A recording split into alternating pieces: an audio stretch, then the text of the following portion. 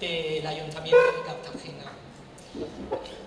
No me quiero sentar con estos hombres porque prefiero que disfrutemos de lo que ellos tengan que decir.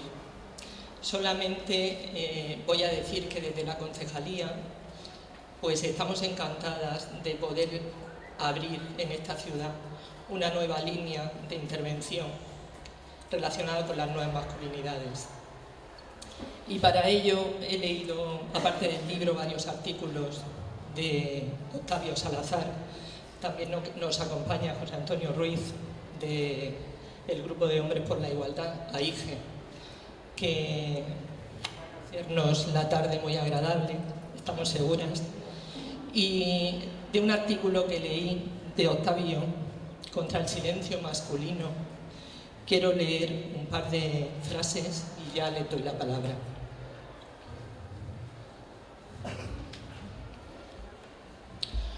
Todos hemos de implicarnos en un proceso personal de cambio que destierre de nuestras vidas y de nuestro entorno los hábitos patriarcales, de manera que vayamos construyendo un nuevo modelo de masculinidad que prescinda al fin de los atributos que históricamente nos han hecho omnipotentes.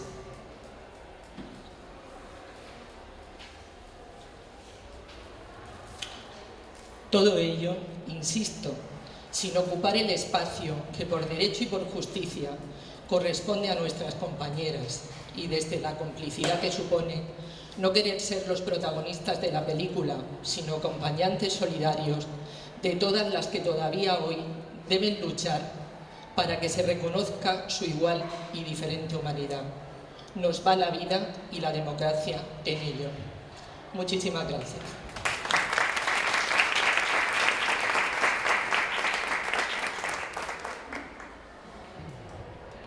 Bueno, pues buenas tardes, noches ya casi. Octavio me ha pedido que la parte más importante de esta tarde sea sobre todo el diálogo y el coloquio que se pueda desencadenar después de su ponencia. Entonces, la idea es que él pueda presentarnos un poco el porqué de su texto, de su libro, El hombre que no deberíamos ser, y posteriormente, si hay alguna pregunta que se queda suelta y que yo pueda aportarle, pues la sacaremos adelante. Y finalmente yo creo que terminaremos con un coloquio que creo que va a ser muy rico y con muchas preguntas y aportes. Octavio Salazar Benítez nació en Cabra el 23 de diciembre de 1969. Es un jurista español especialista en Derecho Constitucional. Es muy conocido, por eso está aquí, por sus trabajos sobre igualdad de género y nuevas masculinidades. Es miembro de la Red Feminista de Derecho Constitucional y de la Red de Hombres por la Igualdad. Catedrático de Derecho Constitucional en la Universidad de Córdoba, doctor en Derecho, cuarto premio de investigación de la Cátedra para la Igualdad de la Mujer Leonor Guzmán, de la Universidad de Córdoba, en el año 2000, por un trabajo sobre la constitucionalidad de las cuotas electorales femeninas. Octavio Salazar se define como feminista, cinéfilo, cordobés, egabrense, sagitario, padre queer y constitucionalista heterodoxo. Sus líneas de investigación son igualdad de género, nuevas masculinidades, diversidad cultural, participación política, gobierno local, derechos LGTBI. Es el responsable del Grupo de Investigación Democrática, Pluralismo y Ciudadanía. En diciembre de 2012 recibió el Premio de Investigación de la Cátedra Córdoba, Ciudad Intercultural, por un trabajo sobre igualdad de género y diversidad cultural.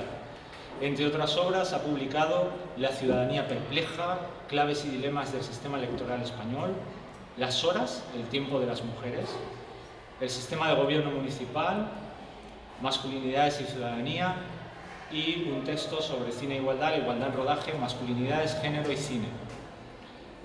El libro que va a presentar esta tarde es un libro que lleva como subtítulo La revolución masculina que tantas mujeres llevan siglos esperando. Y como dice Octavio, este libro no es un memorial de todos los agravios que los hombres, como sujetos privilegiados, hemos cometido a lo largo de la historia. No pretende hacer un ajuste de cuentas con el hombre, sino con el patriarcado. Es un libro que mira el presente y sobre todo el futuro, y lo que pretende es colocarnos a los hombres delante del espejo para que reflexionemos sobre todo aquello que no deberíamos ser y para indicarnos el itinerario a seguir para construirnos de otra manera. Nuevos hombres que hagamos posible, al fin, una sociedad en la que nosotros dejemos de ser los poderosos y ellas las subordinadas. Te paso la palabra y... Muy bien, buenas tardes a todas y a todos. Gracias, José Antonio, por tus palabras. Y a los responsables de este ciclo, que me parece tan brillante y todo un lujo para mí estar aquí compartiendo espacio con personas a las que admiro tanto. Pasa por aquí Marina Garcés, ¿no?, por ejemplo, que es una filósofa. Hace poco me leía en su último librito, pequeñito pero grande en contenido, y otros muchos conocidos a los que sigo y respeto muchísimo, así que es un auténtico honor estar formando parte de este ciclo, estar aquí en un espacio como este, el de una biblioteca.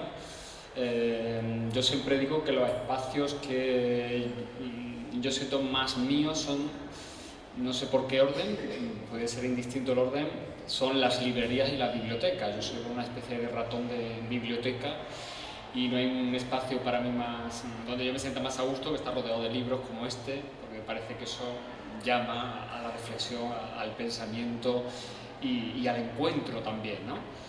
Ahora mismo estábamos ahí esperando a que empezara, viendo la estantería, y nos hemos encontrado ahí un libro del actual ministro de Cultura, y otros muchos libros ahí de novelas románticas, novela erótica y romántica, ¿no?, que parece como hecho adrede que nos hayamos situado aquí, porque podríamos hablar mucho, ¿no?, sobre el amor romántico y sobre la sexualidad, porque tiene también que ver con lo de la masculinidad. Como decía José Antonio, yo creo que lo más interesante será que podamos establecer un diálogo entre todas y todos los que estáis aquí y bueno, aprovechar para entablar una conversación, más que yo suelte aquí un rollo de lo que he pretendido hacer con el libro. Y bueno, creo que lo interesante es que os acerquéis y leáis el libro, y creo que podemos aprovechar este momento para esa conversación. Simplemente voy a apuntar el porqué del libro y el sentido que yo le he querido dar a este libro. Como verán, es muy pequeñito, tiene un formato además de manera adrede hecho para que quepa casi en un bolsillo, en un bolso, en una mochila. No llega ni a las 100 páginas, porque efectivamente la idea, y esto es una idea que parte de la editorial Planeta, que es la que se pone en contacto conmigo hace, en este momento, aproximadamente un año, y tenían una idea muy clara, que era la necesidad que sentían de que hubiese un libro dirigido especialmente a hombres, donde a estos hombres se les hablase de igualdad de género y de feminismo, pero sin que esos hombres se sintieran de alguna manera culpabilizados por ese discurso feminista, sin necesidad además de que esos lectores tuviesen una formación previa en materia de igualdad, en feminismo, y que fuera incluso la primera vez que se acercaran a un texto de estas características, y que por supuesto fuera un libro muy asequible desde el punto de vista del lenguaje, muy divulgativo, que no tuviese ningún tipo de cita, de referencia doctrinal. Por lo tanto, para mí, que vengo de la investigación jurídica, del mundo del derecho, donde todos esos libros que ha citado José Antonio eran libros donde yo he abordado la igualdad y he abordado el papel de los hombres en la igualdad, pero desde el punto de vista de una mayor complejidad, podemos decir, científica, ¿no?, y con un mayor ropaje doctrinal, filosófico, jurídico, porque me dedico, claro, al mundo del derecho. Entonces, de entrada, para mí, este libro fue un reto apasionante, porque suponía trasladar a un lenguaje muy asequible y a ese contexto que os he dicho antes, todo lo que yo ya llevo años trabajando desde un punto de vista mucho más hondo, tanto como investigador, pero también desde el punto de vista más personal. Es decir, este es el libro resultado no solamente de alguien que investiga en estos temas, sino también de un hombre que en un determinado momento de su vida se plantea qué significa eso de ser hombre y qué papel me corresponde como hombre que cree en la igualdad, que cree en la democracia, en definitiva, en este contexto donde todavía las mujeres siguen siendo las discriminadas, las subordinadas en todo el planeta, y donde nosotros seguimos gozando de una situación privilegiada y de una situación de comodidad. El libro, como veis en el título, aparece con el no deberíamos ser, pero el no también aparece tachado porque también el libro pretende no solamente hacer un análisis crítico de la masculinidad hegemónica, sino también plantear alternativas, o por lo menos itinerarios de por donde yo entiendo que los hombres deberíamos empezar a transitar si queremos llegar a un modelo de sociedad mucho más justa, mucho más equilibrada desde el punto de vista del género y, por supuesto, donde las mujeres no sufran las consecuencias terribles de un modelo político que es el patriarcado y de una cultura, porque creo que al final no es otra cosa que una cultura que es el machismo, esa cultura que penetra por todas las rendijas de nuestra sociedad, de nuestras subjetividades, de nuestra manera de relacionarnos. El libro, como decía antes, tampoco, y lo ha comentado José Antonio en la presentación, no pretende ser una especie de memorial de agravios donde cualquier hombre que se acerque a él entienda que va a recibir una serie de ataques por todo lo que las mujeres llevan sufriendo a lo largo de la historia. No pretende ser un libro que nos culpabilice, pero sí es un libro que nos interpela y que llama a nuestra responsabilidad.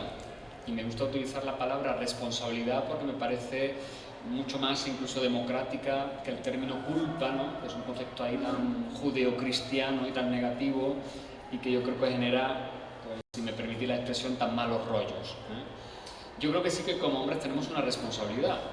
Tenemos una responsabilidad de entrada de colocarnos frente al espejo y de analizar qué tipo de sujetos somos, qué tipo de privilegios tenemos por el hecho de ser varones y de qué manera nos relacionamos con otros hombres y muy especialmente con las mujeres. Y a partir de esa toma de conciencia que supone un trabajo de reconstrucción personal, pues creo que también tenemos que empezar a tomar partido en lo social y en lo político. Es decir, no basta con mirarse en el espejo, hacer un cambio o una reconstrucción personal, sino también es necesario que eso lo proyectemos en nuestra vida en sociedad. Por eso en el libro también hay un llamamiento a que los hombres dejemos de tener eso que yo llamo un silencio cómplice con el patriarcado y con el machismo. Muchos de los que estamos aquí, me imagino que la mayoría, y no os conozco y por lo tanto es una afirmación quizás un tanto gratuita, pero me atrevo a afirmar que todos los hombres que estamos aquí pues no somos violentos, no somos violadores, no somos agresores de mujeres. Incluso podemos tener claro que no somos machistas, más o menos, pero eso no impide que de alguna forma a lo largo de nuestra vida hemos sido cómplices con la continuidad de una serie de comportamientos, de actitudes, de gestos, desde lo más pequeñito, desde los micromachismos casi imperceptibles hasta cosas mucho más grandes y evidentes. Y creo que ha llegado el momento, justo además ahora en el que estamos viviendo esta afortunadamente ebullición feminista en las calles y también recientemente en las instituciones, pues creo que ha llegado el momento en que los hombres empecemos también a tomar partido por la igualdad. Ya no basta con quedarnos en las afueras y decir, bueno, esto es una cosa de las mujeres, de las feministas, nosotros no tenemos por qué implicarnos en estos temas, ese ver los toros desde la barrera, ¿no? Yo creo que ha llegado justamente ahora el momento en que los hombres empezamos a posicionarnos también públicamente a favor de la igualdad, que empecemos a indignarnos públicamente cuando las mujeres, sus derechos son pisoteados, violentados, cuando ellas son discriminadas, no digamos cuando son asesinadas, porque todavía hoy yo veo pocos hombres en los espacios públicos comprometiéndose con la igualdad y pronunciándose. Yo soy muy de redes sociales, me imagino como muchas y muchos de los que estáis aquí, y todavía me cuesta encontrar a hombres que en las redes sociales se posicionen en contra de la desigualdad, a favor de las vindicaciones feministas y llamando la atención a aquellos hombres que continúan ahí agazapados como si esto no fuera con ellos. Hace poco un grupo de profesores universitarios y académicos del ámbito de las ciencias sociales firmamos un compromiso que se difundió por las redes sociales, me imagino que algunos y algunas lo veríais, que se llamaba No sin mujeres y que es un compromiso mediante el cual, bueno, pues nos comprometemos como profesores universitarios, como académicos, como investigadores, a no participar en ningún evento donde no participen mujeres. Esto que puede parecer un gesto muy pequeñito, pero sin duda me parece un gesto muy importante y un compromiso que me parece, bueno, absolutamente novedoso, porque hasta ahora no se le había ocurrido a ningún compañero varón hacerlo, y porque creo que uno de los grandes problemas, de los muchos que siguen teniendo las mujeres, es que, por ejemplo, en esos espacios donde se difunde el saber, el conocimiento, la cultura en general, pues todavía ellas siguen siendo voces minoritarias, y hay muchísimos eventos donde ni siquiera se cuenta con ellas. Simplemente os pido que algún día echéis un vistazo a las redes sociales, a los periódicos, a medios de comunicación, para que veáis cuántas fotografías de la realidad nos siguen mostrando una realidad del planeta Tierra como si en este planeta no habitaran mujeres, porque esa es la sensación que uno tiene cuando ve determinadas fotografías. Entonces creo que con actitudes como esa, con compromisos como ese al que yo ponía como ejemplo, los hombres tenemos que empezar a posicionarnos, y una cosa muy importante, tenemos que empezar a renunciar a nuestros privilegios, porque sin duda la situación de discriminación que sufren las mujeres tiene el paralelismo de la situación privilegiada en la que nos encontramos nosotros. Por el simple hecho de ser varones, de nacer como varones, tenemos inmediato acceso a toda una serie de oportunidades, a un lugar en la sociedad, a un lugar en la familia, sin duda lleno de privilegios, de comodidades, de eso que se ha llamado los dividendos, ¿no?, patriarcales. Indudablemente no podremos reequilibrar este pacto que tenemos que hacer entre hombres y mujeres si nosotros no empezamos a renunciar a esos privilegios, si empezamos a compartir responsabilidades, por ejemplo, en ese ámbito privado, en ese ámbito doméstico, de la familia, que hoy, por mucho que haya hombres que se hayan ido incorporando cada vez más a esas responsabilidades, sigue siendo un espacio que está en manos de las mujeres y bajo la responsabilidad de las mujeres. Y digo bien la palabra responsabilidad, porque cuando hablamos de este tema no se trata, como dicen muchos hombres, ¿no?, todavía se oye mucho por ahí decirle, no, yo le ayudo a mi mujer. No se trata de ayudarle a tu mujer, ¿no?, porque eso supone dar por sentado que la responsabilidad es de ella y que tú eres muy generoso y gracioso y puntualmente le ayudas, pues llega el domingo y haces una paella fantástica, y subes la foto al Instagram para que quede constancia de lo maravilloso marido que eres porque has hecho la paella el domingo, ¿no? No es esa la idea. De lo que se trata es que justamente todo ese contexto de los cuidados, de los vínculos emocionales, de la empatía, todo eso que ha sido tradicionalmente una carga para las mujeres, que además en los últimos años, décadas, han tenido que compatibilizarlo muchas de ellas con sus responsabilidades públicas, eso también tenemos que asumirlo nosotros como parte de nuestra responsabilidad, ¿no? Por eso a mí me gusta hablar más de corresponsabilidad que de conciliación, porque cuando se habla de conciliación parece que son ellas, ¿no?, las que tienen que conciliar, ¿no? Eso supone también, como yo apuntaba antes, un proceso de revisión personal en cuanto a cómo tradicionalmente nos hemos construido los hombres. Y aquí, lógicamente, por supuesto, hay muchos tipos de hombres y vamos a hablar aquí de un modelo hegemónico. Luego existen otras muchas masculinidades que además luego se entrecruzan con factores muy diversos, ¿no?, factores culturales, de etnia, de orientación sexual. Cuando hablamos aquí hablamos del modelo homogéneo, ¿no?, por así decirlo. Ese que la cultura además mayoritariamente patriarcal, sigue transmitiéndonos y, por ejemplo, sigue transmitiendo a los más jóvenes, a los adolescentes. Ese modelo hegemónico de masculinidad pues se ha construido fundamentalmente a partir de un elemento que es un elemento negativo. El elemento negativo consiste en tener claro que ser un hombre significa no ser una mujer. Ser un hombre significa huir de todo lo que se identifica con lo femenino, huir de todos los espacios, de todas las habilidades, de todos los comportamientos, de todas las emociones que habitualmente se han considerado como propias de las mujeres. Los hombres permanentemente estamos construyéndonos, negando toda esa dimensión que también forma parte de nosotros porque somos seres humanos, por lo tanto compartimos emociones, capacidades y habilidades con ellas. Lo que ocurre es que desde pequeñitos nos van marcando esa expectativa de género que significa ser un machote, ser un hombre de verdad y por lo tanto responder a esas expectativas. Yo creo que ahí es urgentísimo que los hombres empecemos a trabajar mucho más toda nuestra dimensión emocional. Yo creo que en general los hombres somos auténticos discapacitados desde el punto de vista emocional. Tenemos muy pocas habilidades, porque además no se nos socializa para ello, de cara a gestionar, pues por ejemplo, nuestras frustraciones, nuestros fracasos, ¿no? Las dificultades a las que nos va enfrentando la vida. Utilizamos habitualmente una emoción que es muy masculina, que es la ira, y que es una emoción que lógicamente acaba en muchos casos en agresividad, en violencia, y en muchas ocasiones, la mayoría de las ocasiones, me atrevería yo a decir, es el resultado de no saber gestionar bien toda esa dimensión mucho más emocional, que la tenemos ahí como muy descuidada, ¿no? Porque claro, desde niño nos han dicho, los niños no lloran, las películas de emociones son de niñas, ¿no? Y tú tienes que comportarte como un machote, ¿no? Y demostrar que es un tío de verdad, ¿no? Ese ser un hombre de verdad acaba siendo una tremenda losa para nosotros, ¿no? Por eso yo también siempre digo que el patriarcado es una mochila tremendamente penosa también para nosotros.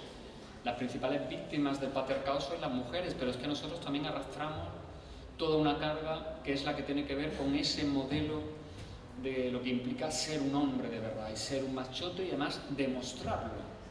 Porque ese otro elemento clave de la masculinidad hegemónica, que es la necesidad que tenemos los hombres de demostrar ante los demás hombres que somos hombres de verdad y que estamos respondiendo a las expectativas.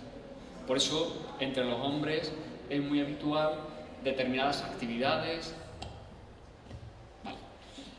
determinadas aficiones que se hacen en grupo, eso que se han llamado las fratrías viriles, porque para nosotros es muy importante ese reconocimiento intergrupal. Por eso, bueno, el tema del deporte, ¿no? Es un tema clásico, ¿no? De análisis de la masculinidad y sobre todo, por ejemplo, el mundo del fútbol, que es un mundo tan masculino y tan masculinizado, ¿no? Entonces, los hombres necesitamos hacer actividades, participar en actividades donde quede muy claro que estamos respondiendo a ese modelo que significa ser un machote. Y por eso nos gusta hacer cosas en grupo como ir al fútbol, salir en bicicleta, hacer determinadas actividades de riesgo, ¿no? A los hombres también parece que nos pone mucho demostrar nuestra hombría, incluso poniendo en riesgo nuestra salud, nuestra integridad física y a veces la salud y la integridad física de otros y de otras. O por ejemplo ir de putas, ¿no? Ir de putas también es habitualmente una experiencia que se hace en grupo, en manada, ¿eh? Lo de la manada va más allá del caso tristemente que todos tenemos en la cabeza, ¿no? La manada es que muchos hombres necesitan subrayar su hombría participando en actividades como incluso puede ser una violación en la cual entre ellos ponen en juego su masculinidad y su virilidad.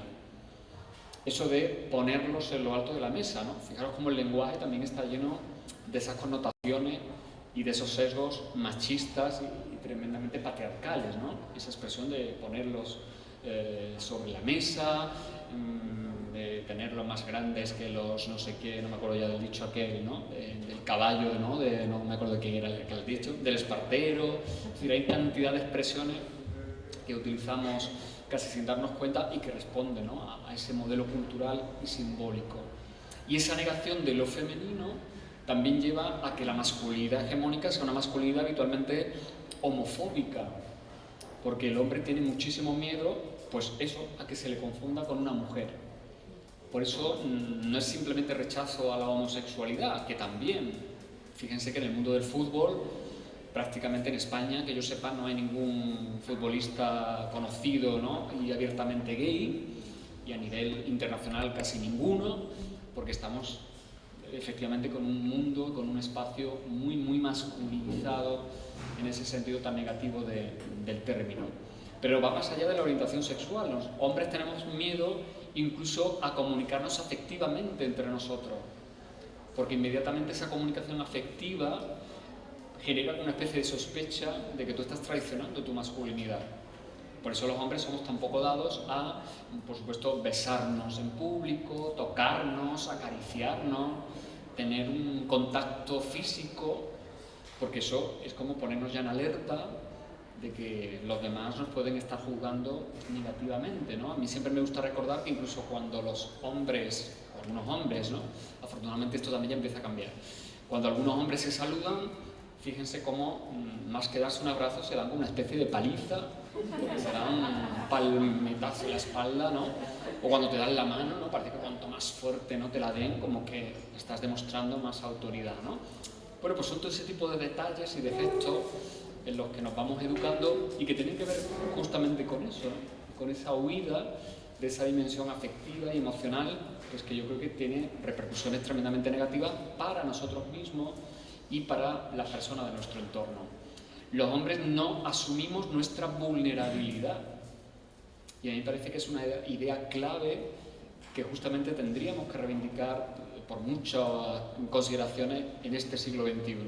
El ser humano es un ser vulnerable. Somos frágiles por naturaleza. Pero a los chicos se nos educa para que seamos todo lo contrario. Para que seamos los héroes de la película. Los que estamos siempre preparados para el combate, para la acción. Los que además tenemos que tenerlo todo claro. Todo lleno de certezas, para ser tremendamente racionales. Para que en ningún caso el suelo que pisamos se tambalee, ¿no? Esa idea de la seguridad y de la firmeza masculina.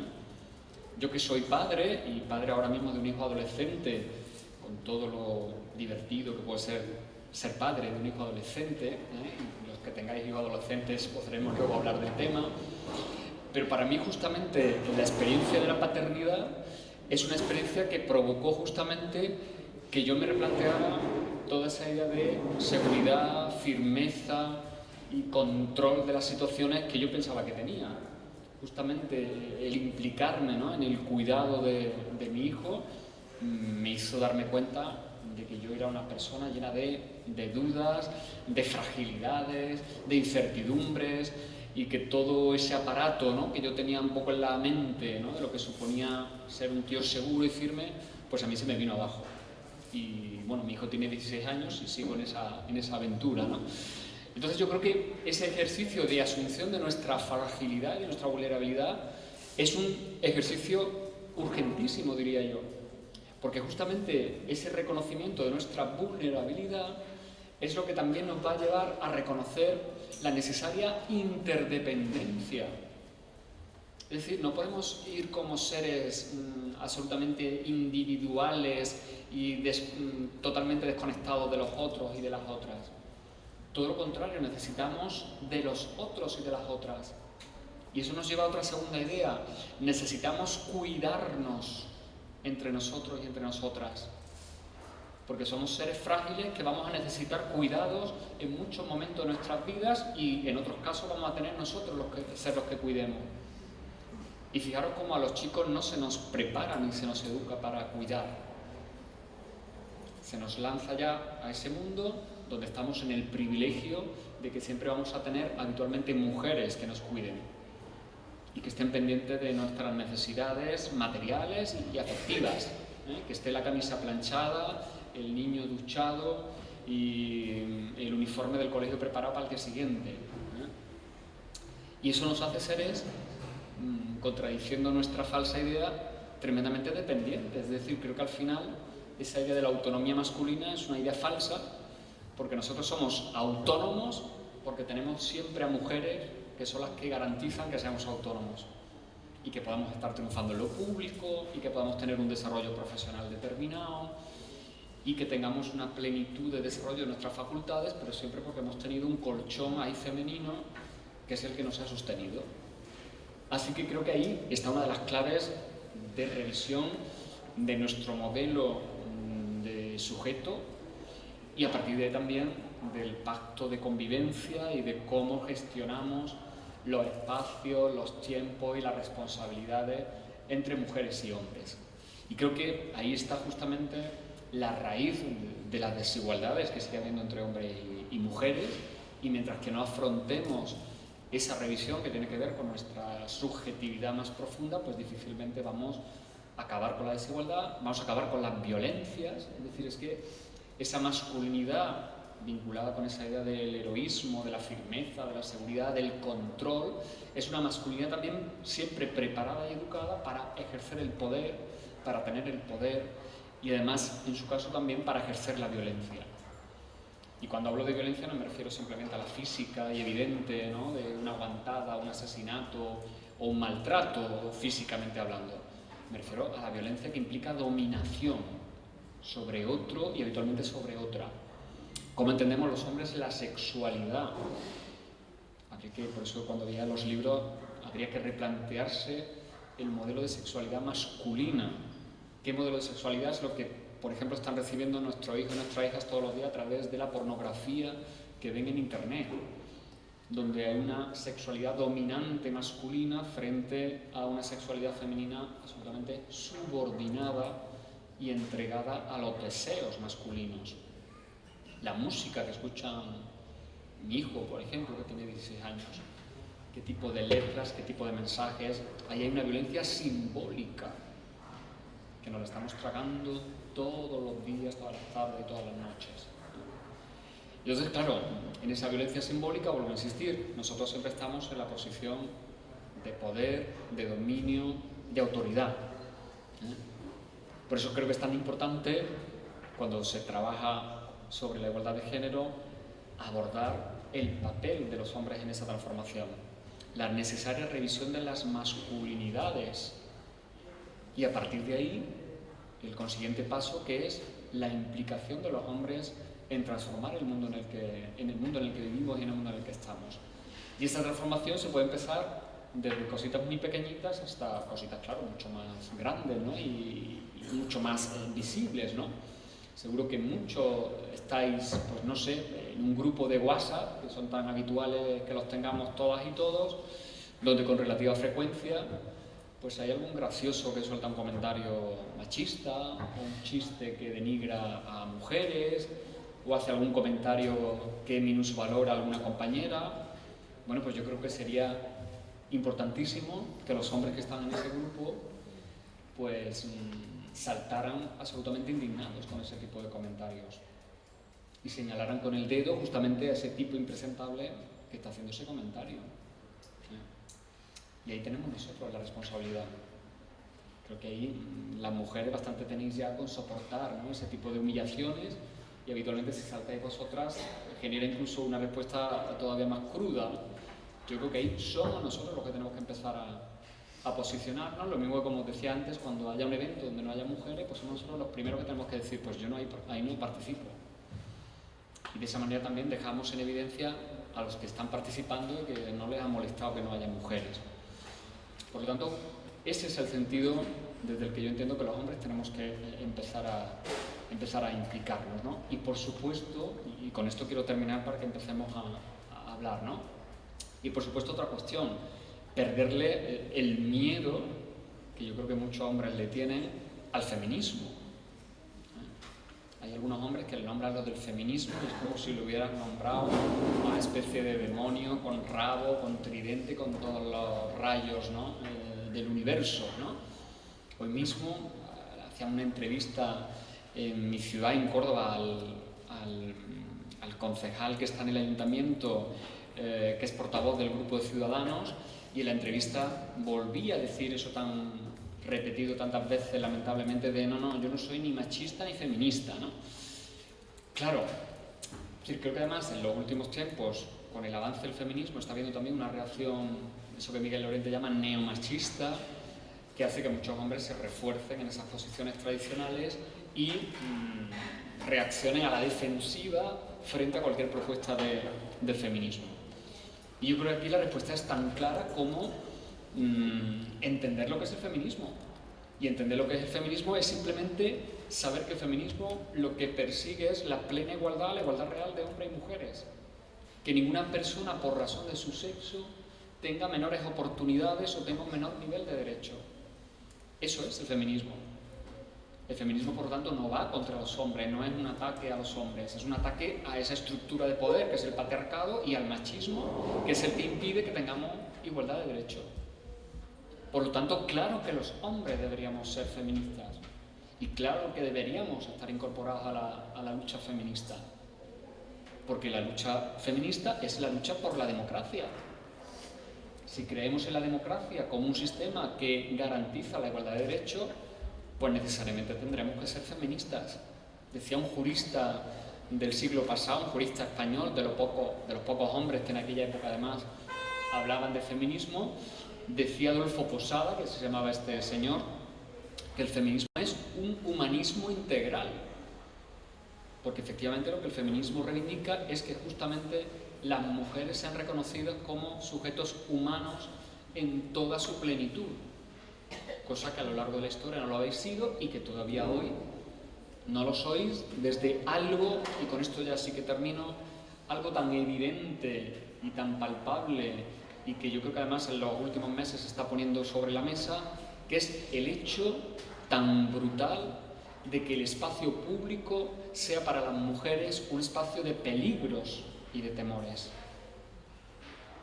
Esa prueba que yo habitualmente la hago con mis alumnas y con mis alumnos, ¿no? De preguntarles, por ejemplo, si ellas cuando vuelven a casa por la noche sienten miedo, por ejemplo, cuando sienten que detrás de ellas oyen que va un chico andando, o no digamos un grupo de chicos, esa experiencia del miedo que sufren las mujeres en el espacio público es la prueba más evidente de que no tenemos una democracia auténtica.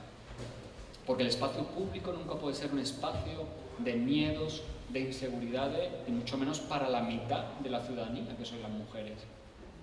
Entonces, si nosotros, los hombres digo, hiciéramos el esfuerzo, que yo creo que no es tanto, de jugar un poco a la inversión de roles y colocarnos en el lugar de nuestras compañeras, pues yo creo que no habría ninguna duda de que tenemos razones más que suficientes para hacernos feministas y para estar luchando por lo que lucha el feminismo.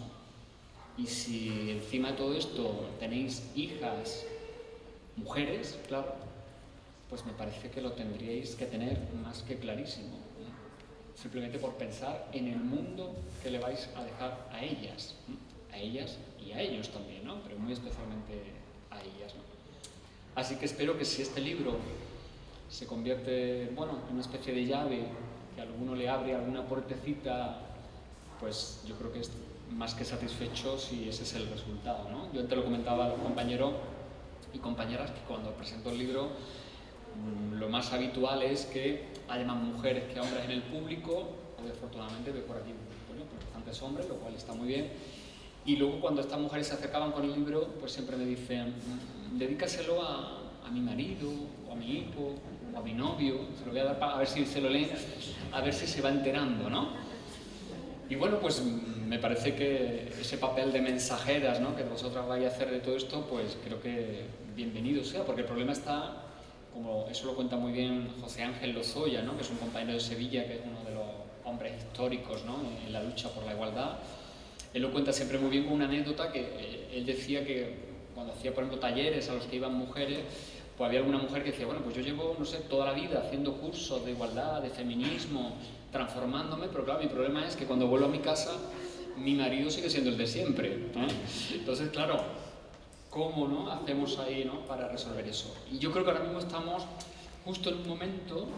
Yo trabajo, por ejemplo, mucho en institutos, voy mucho a hacer talleres, charlas con las chicas y chicos de 16, 15 años, y tengo la sensación de que ellas sí que están ya en un proceso de transformación progresivamente satisfactorio, por así decirlo, pero me da la sensación de que ellos están absolutamente perdidos, desubicados, y que en muchos casos, claro, se agarran a ese modelo tradicional más machista porque, claro, es también el único que tienen a mano, ¿no? Entonces, claro, está pasando eso que no recuerdo quién decía esa cita famosa, pero que es muy evidente ahora, ¿no? El gran problema es que las mujeres estáis buscando hombres que todavía no existen y los hombres pues estamos buscando mujeres que ya no existen. Entonces creo que ahí se produce un divorcio tan brutal que a veces genera consecuencias muy tóxicas, ¿no?, para la sociedad y sobre todo para vosotras, claro. Y ya sí que me callo y dejo que haya alguna pregunta.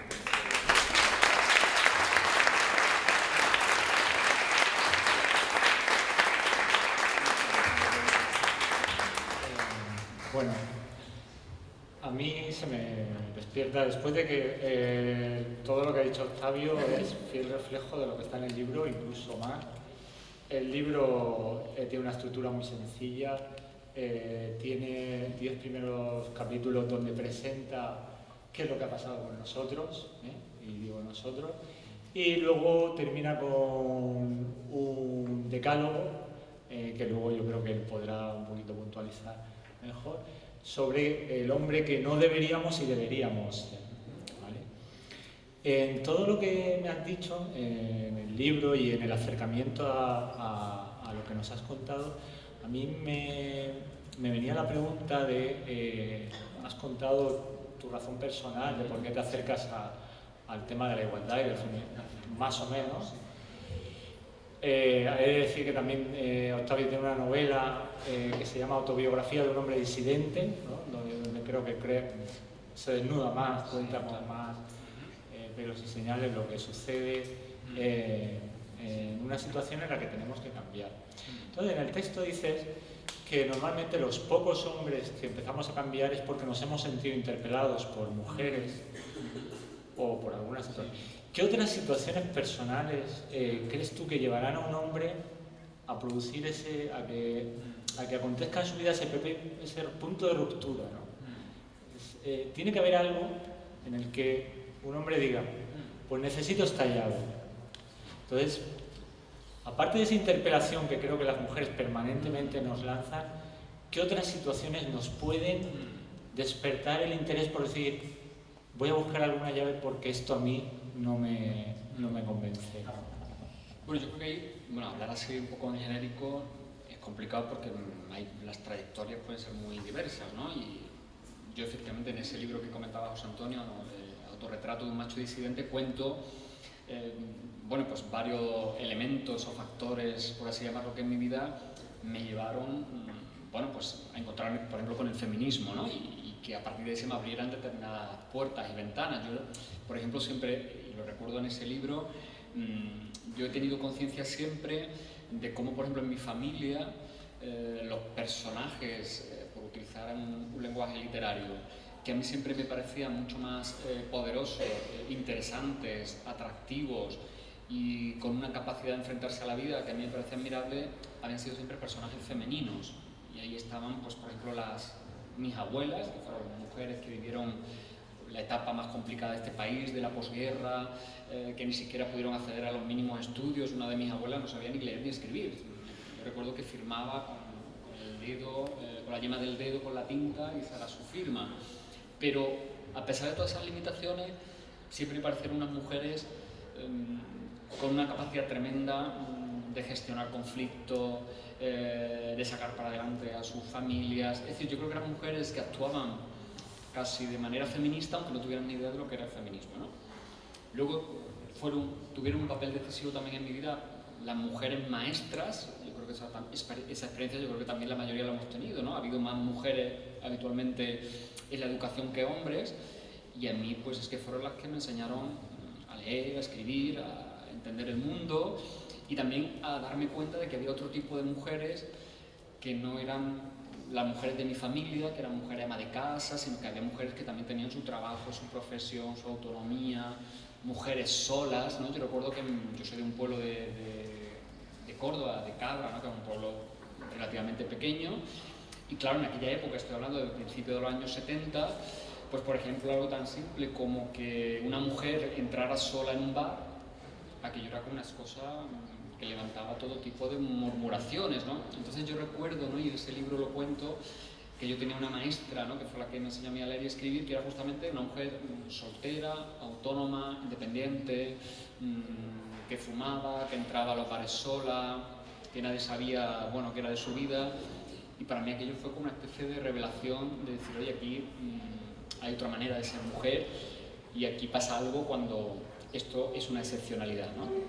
Y luego el punto decisivo para mí fue llegar a la Facultad de Derecho y encontrarme en el primer curso de lo que entonces era la licenciatura en Derecho con una profesora que es la que me da clase de lo que entonces se llamaba Derecho Político y que fíjate por dónde es la actual vicepresidenta de nuestro gobierno. Carmen Calvo fue mi profesora de Derecho Político. Entonces, claro, Carmen fue la primera que a mí me habla de la teoría feminista, de la democracia paritaria, de las sufragistas. Y yo que empiezo a investigar en el mundo del derecho, me di cuenta que el mundo del derecho es uno de los mundos más tremendamente androcéntricos, patriarcales, y es un poder enorme.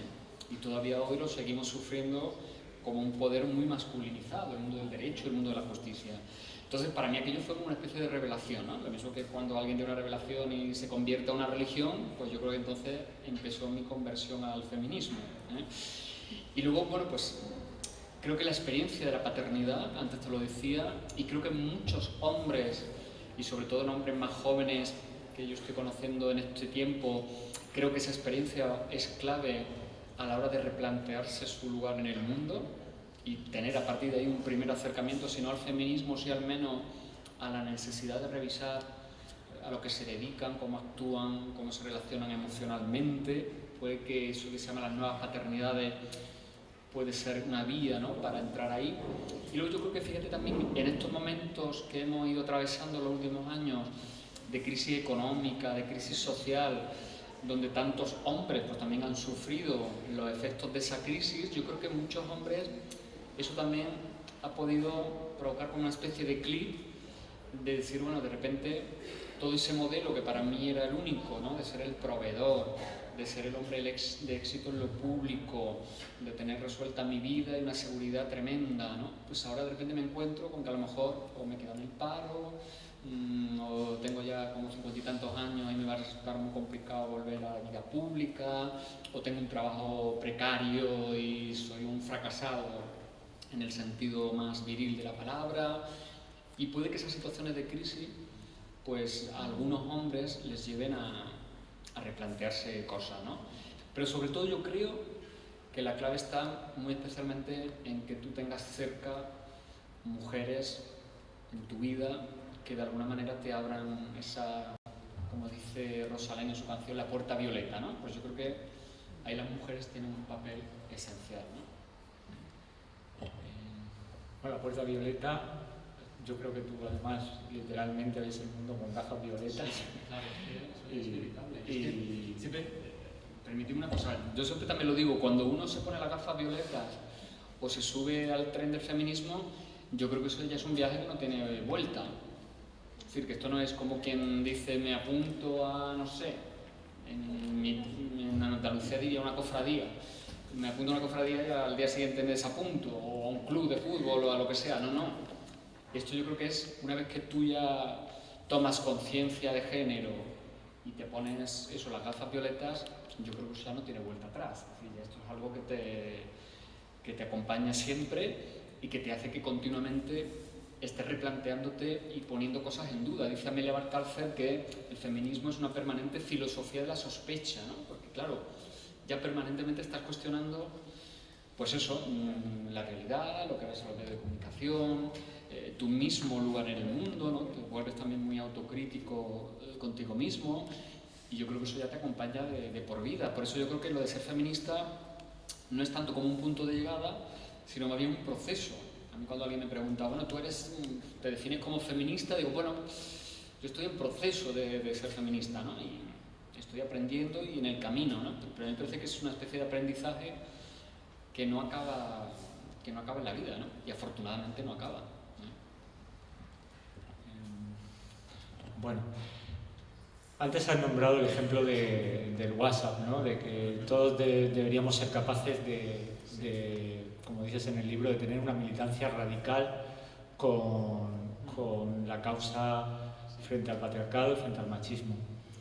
Pero esto es tan fácil, quiero decir, estamos frente a una película, tú utilizas la analogía de la película, una película que casi son 2.500 años de éxito, ¿no?, en pantalla, y entonces, ¿de qué manera un hombre puede enfrentar eso? Porque además creo que hay grupos de hombres donde es más fácil que un hombre pueda romper, pero también creo que en determinadas realidades el que un hombre rompa eso puede a lo mejor suponer un costo demasiado alto.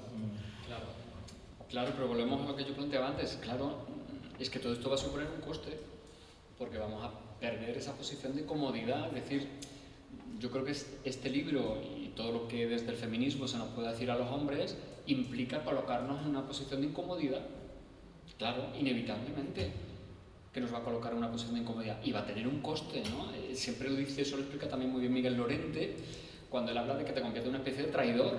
Claro, tú en ese grupo de WhatsApp donde te atreves a decir a un colega, a un amigo tuyo, oye tío, te has pasado porque vaya machista que te has hecho. Bueno, pues eso te coloca en un lugar, pues eso, como dice Miguel Lorente, de un poco del traidor a tu grupo. Y eso claro que tiene un coste de perder pues esa posición de comodidad del grupo, de privilegio, pero yo creo que en ese proceso tú vas ganando y te vas resituando de otra manera en esa realidad. E indudablemente, claro que tiene coste. Es decir, si yo, por ejemplo, en la Facultad de Derecho, en el mundo del derecho, como antes decía, yo me dedico a estudiar, a investigar estos temas, pues tengo claro que esto también tiene un coste, porque esto no son temas que la academia muy masculinizada considere como los temas potentes, ¿no? Y que hay que apoyar especialmente. No, yo soy también un poco el raro que se ocupa de temas de igualdad. Entonces yo sé que eso tiene o puede tener incluso un coste en mi carrera universitaria, claro, pero es que yo creo que no hay otra manera de enfrentarse a una realidad tan brutal como la del machismo si no es mediante nuestra acción desde la incomodidad, porque si no esto no va a cambiar nunca. Por eso yo creo también es muy importante ese trabajo con hombres en el sentido de esa idea del empoderamiento que se utiliza frecuentemente para quien está en una posición de discriminación. Yo trabajaría el empoderamiento de los hombres, pero en el sentido de darles argumentos y darles energía para que se coloquen en esa posición de incomodidad y para que puedan sentirse, pues efectivamente también arropados, pues por otros hombres y seguramente por todas las mujeres que van a estar con ellos, ¿no? Pero claro que va a tener costes y hay que asumir ese nivel de costes, pero es que yo creo que merece la pena, ¿no? Claro, yo creo que todas las luchas por los derechos han tenido costes, han exigido sacrificio y han colocado a los que la han liderado en posiciones de incomodidad. Si repasas la historia de los derechos humanos, pues es una historia de muchas personas, hombres y mujeres. Fíjate las sufragistas, ¿no? Pues en países como en Reino Unido, pues las metieron en la cárcel, las maltrataron, les hicieron de todo y vivieron situaciones extremas, pero bueno, estaban luchando por derechos. Entonces yo creo que aquí a lo mejor hay pero aquí a lo mejor hay una diferencia, ¿no? Que es que nuestra posición es la del privilegio. Claro. Entonces, eso es, claro.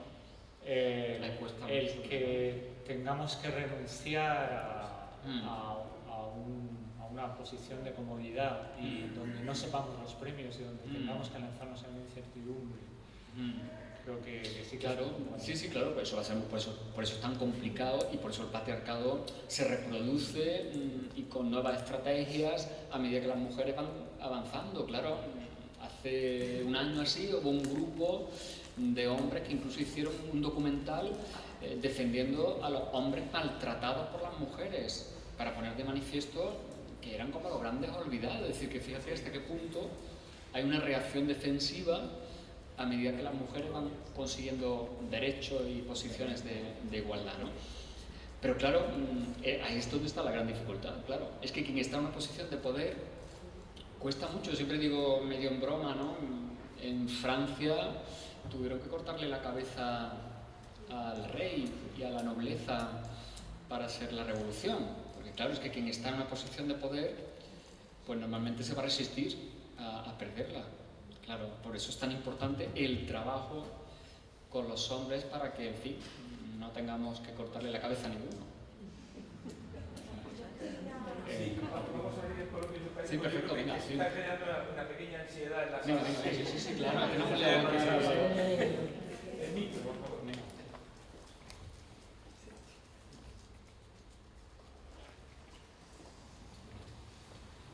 Gracias por vuestra intervención. Estabais encantadores los dos, mirándoos mutuamente y aquí estábamos como intentando decir existimos. Sobre los costes, es el mismo coste de ser mujer feminista, es el mismo coste de ser mujer en ese grupo de WhatsApp. Lo que tú estás haciendo es identificarte conmigo, no con ellos. Y en ese sentido es una traición a lo que se supone que tú debes ser, que es colega de tus colegas.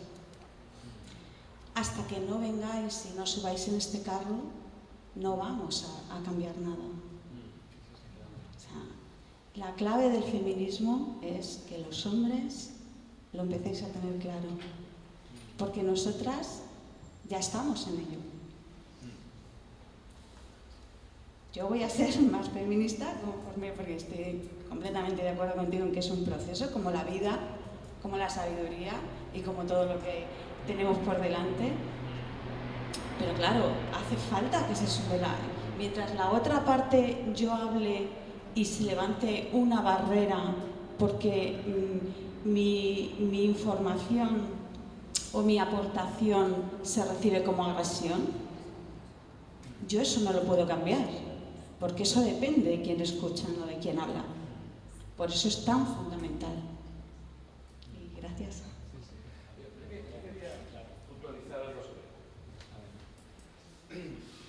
Evidentemente, si se plantea en términos de una revolución, que es lo que creo que afortunadamente está ocurriendo, es un proceso de aceleración histórico que está poniendo patas arriba muchas cosas que llevan más de 2.500 años.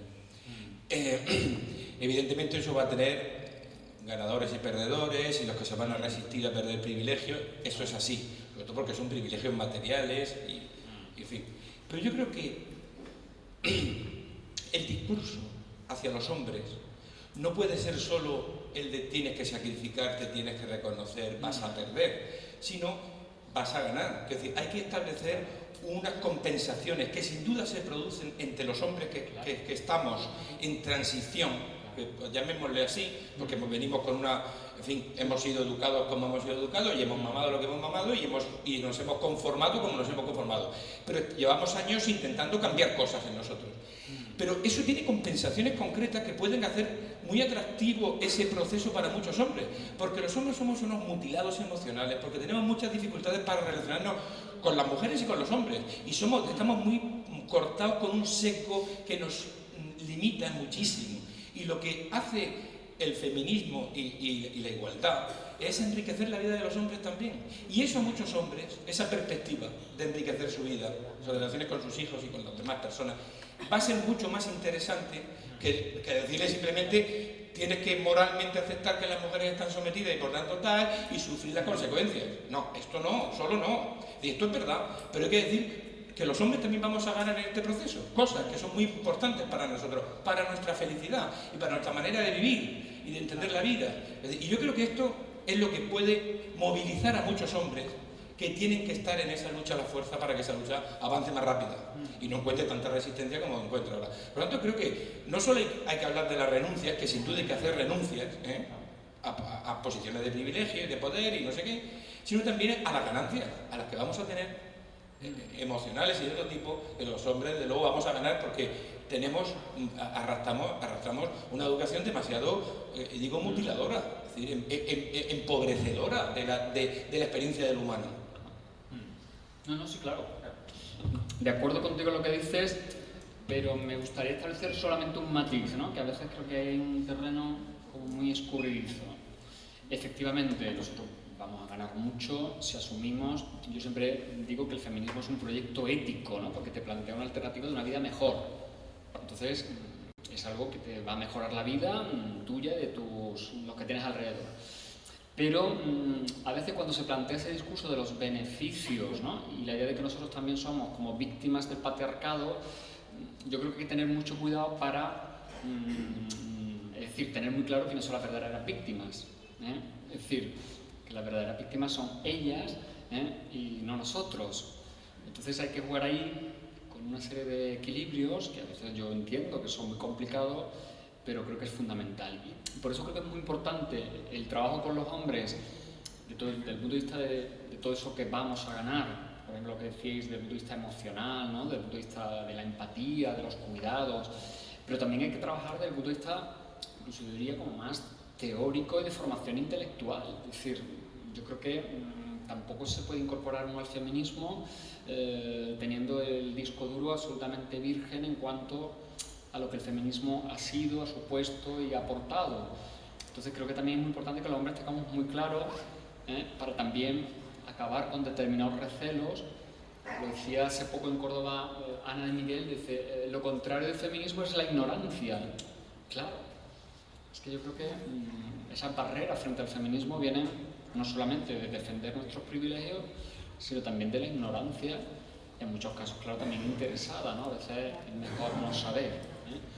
Entonces yo creo que hay que jugar con toda esa estrategia, ¿no? Y hay que formar desde el punto de vista más emocional, pero también hay que dar claves, ¿no? Desde el punto de vista de la aportación teórica y política del feminismo, ¿no? Para que tengan muy claro, por ejemplo, cuando analizamos el tema de las violencias sobre las mujeres, es que es muy difícil analizar, ¿no? De dónde nacen las raíces de las violencias que sufren las mujeres sin tener en cuenta cómo se ha configurado el patriarcado, las estructuras de poder, la familia, el amor, ¿no? Las propias relaciones de amor, ¿no? En las sociedades, y eso hay que someterlo a un análisis, que es también un análisis intelectual, ¿no?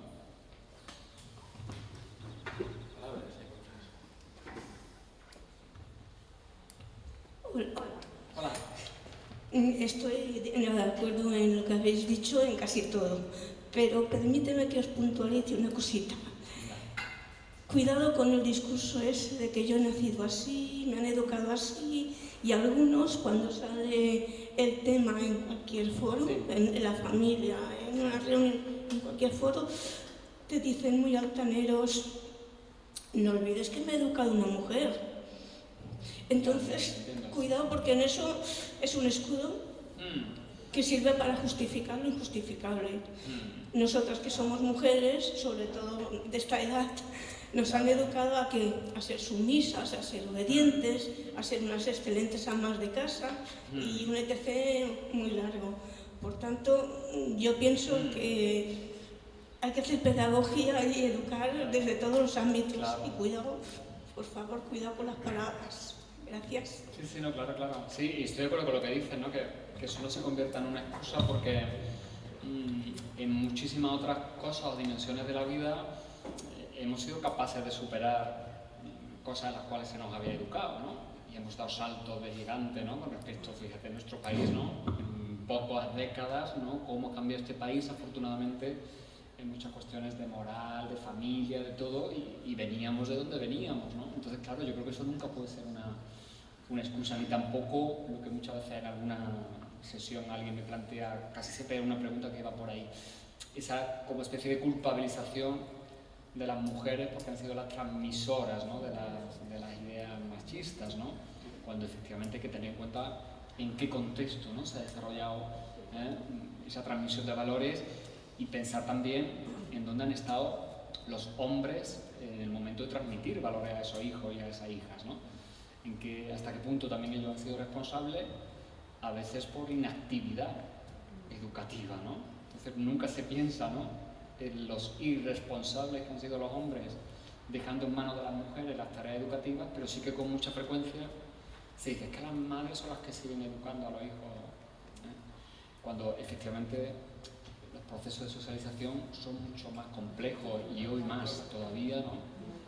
Que lo que uno recibe en la familia, ¿no? Es decir, hay todo una especie de un revolutum donde, por mucho incluso que yo eduque a mi hijo de manera igualitaria, sé que ahí están, por ejemplo, las redes sociales, lanzándole todos los días mensajes contradictorios con lo que yo estoy tratando de inculcarle, ¿no? Pero tienes toda la razón, ¿no? En la observación que has hecho. Me ha gustado mucho la exposición que habéis hecho de este libro. Espero que todo lo que saque en beneficio de la igualdad me parece fenomenal. Ahora, me ha faltado escuchar una palabra muy importante, lo digo por experiencia personal. Yo me dedico a terapia marital y sexología y he visto que la palabra amor no lo he mencionado para nada. Y creo que es la base de todo, lo digo por experiencia. La mayoría, y no me extraña, que de cada 4 matrimonios en España 3 se divorcian. Y luego otra pregunta que yo espero haber entendido mal esta mañana en televisión. Una alta jurista afirmaba, y ha salido el tema de las manadas, y decía esta señora que eran 5 señores que eran inocentes, que no había fundamento jurídico para poder sancionar o sentenciarlos. Así que usted como jurista espero que me lo diga. Gracias. Gracias. Bueno, a mí me he quedado sorprendido. Seguro que las dos cosas son para estar aquí 2 tardes enteras, pero con respecto a lo de la manada, bueno, yo he visto la sentencia, el contenido de la sentencia, y yo creo que los hechos evidencian que hubo efectivamente una violación. Es decir, que lo llamativo de esa sentencia es que se dan como probados unos hechos y luego, cuando se llega al fallo, los magistrados y una magistrada creo que había, llegan a algo que es contradictorio con lo que antes dan por probado, ¿no? Yo creo que eso es lo más llamativo desde el punto de vista jurídico, estrictamente, de esa sentencia, por no hablar de lo del voto particular. Al margen de que efectivamente habría que redefinir en el Código Penal, yo creo que de manera mucho más estricta, que se entiende no por violación, para no dejar tanto margen a esa apreciación judicial, y por supuesto, como ahora creo que se está llevando al Congreso, pues sigue faltando la formación con perspectiva de género de los que tienen que interpretar y aplicar las leyes. Yo doy clase en la Facultad de Derecho, y en la Facultad de Derecho el género es invisible. La mayoría de mis colegas piensan que eso del género es una ideología, y no hay ninguna asignatura donde a las futuras y futuros jueces, fiscales, abogados, abogadas, se les planteen estos conceptos y estas realidades. Entonces ahí tenemos un déficit brutal, que luego, pues claro, lleva a cosas como esta de la manada, que bueno, es un caso que ha saltado a la luz pública, pero que hay muchísimos más que no nos hemos enterado, ¿eh? O sea, que esto es simplemente un caso más. Con respecto a lo del tema del amor, que eso es que es un tema que daría... Bueno, pero lo primero que tenemos que preguntarnos es qué tipo de amor y cómo, es decir, porque ese es el modelo de amor romántico, ¿no? Que es el que nuestros jóvenes, por ejemplo, siguen recibiendo insistentemente a través de muchos de los libritos que leen, de las novelas de éxito, de las películas que siguen viendo o de lo que las canciones les dicen. Para mí me parece que ese es un amor tremendamente tóxico, porque es un amor basado en la dependencia, en el control, en una serie de mitos como el de la complementariedad, el de la media naranja, un amor que para las mujeres se convierte en una especie de experiencia vital absoluta, mientras que para los hombres es un elemento más de la vida, pero no el esencial, y que es el amor que insistentemente vemos, pues a mí que me gusta mucho el cine, pues en tantísimas películas. Ahí está, por ejemplo, el cine de Pedro Almodóvar, del que siempre se habla como un director que entiende bien a las mujeres, y a mí me parece un director tremendamente tóxico, porque todo lo que nos presentan son mujeres que están como absolutamente perdidas en nombre del amor, ¿no? Como en aquella película donde le decía Chuslan Preave a su hija Marisa Paredes que estaba como vaca sin cencerro, porque le había dejado el amor que tenía, y entonces todas las historias se las plantean en torno a mujeres que están como grandes sufridoras en nombre del amor. Entonces a mí me parece que esa concepción del amor es tremendamente negativa y perjudicial, especialmente para las mujeres, y la que hace que entre chicos jóvenes pues incluso sea normal que les controlen el móvil, que les pasen las contraseñas, que las acosen por las redes sociales, o que haya chicos que le digan, oye, no te pongas esa ropa porque los celos, es que si es celoso es que me quiere mucho, ¿no? Entonces, claro, yo creo que hay que romper completamente con esa idea del amor. Yo siempre les cuento a los chicos jóvenes cuando trabajo con ellos que hay que pasar del amor romántico al buen amor, ¿no? Y el buen amor es otra cosa que tiene que partir de la autonomía del individuo, hombre, mujer, y de la orientación sexual o de la identidad que quiera tener, basado en la reciprocidad y basado además en una idea de que bueno, pues el amor es una faceta más de nuestra vida, no es la esencial ni la más importante, que el amor también se acaba y que hay que aprender a digerir el final del amor, y que eso no es un fracaso ni un desastre, que tampoco estar solo es un fracaso personal y que puede ser una opción tan legítima como cualquier otra. Es decir, yo creo que hay que desaprender muchas cosas negativas que nos han ido metiendo en la cabeza en nombre del amor, y ligado a él pues también todo el tema de la sexualidad, ¿no? Y cómo concebimos la sexualidad. Fijaros que, volviendo al cine, pues yo creo que cada 2 o 3 veces al año siguen poniendo en alguna cadena de televisión la película Pretty Woman, que es como la expresión elevada al cuadrado del cuento de hadas de los de toda la vida, donde hay un héroe masculino que salva a una pobre, en este caso mujer prostituida, y eso se nos vende como una maravillosa historia de amor romántico, y no deberíamos olvidar, entre otras cosas, que es la historia de un putero. Es decir, que Richard Gere es un putero, no es un héroe romántico. Entonces, yo creo que con las gafas violetas, de repente una película como esa, o Crepúsculo, o en fin, todas estas que ven nuestro hijo, nuestra hija, las veríamos de otra manera, ¿eh? No sé si ese es el amor al que usted se refería o... Claro.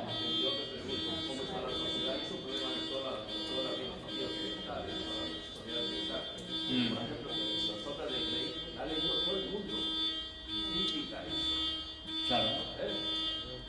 Pues efectivamente, pues que hay que hacer una revisión muy seria de cómo tenemos pensado y vivido el amor, las relaciones de pareja, pero insisto, una concepción del amor, de las relaciones de pareja, donde especialmente ellas son las principales víctimas y sufridoras. Es decir, que eso hay que tenerlo presente desde una perspectiva de género. Es decir, creo que ahí la toxicidad de ese amor fundamentalmente afecta a ellas, ¿no?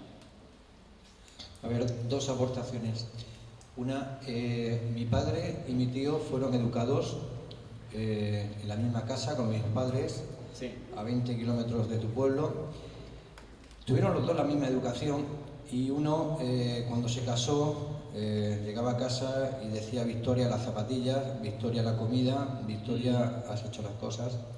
Mi padre, que se vino a Cartagena a la Marina, era militar, llegaba a casa y era el primero que se ponía a ayudar a mi madre, a colaborar, a hacer las cosas de la casa, y nos inculcó a nosotros de pequeños, estamos hoy hablando de los años 70, a que cada uno se hiciera su cama, a que pusiéramos la mesa, a que barriéramos, a que compartiéramos todas las responsabilidades de la casa. Cada uno de los dos lo hacía de una forma totalmente diferente.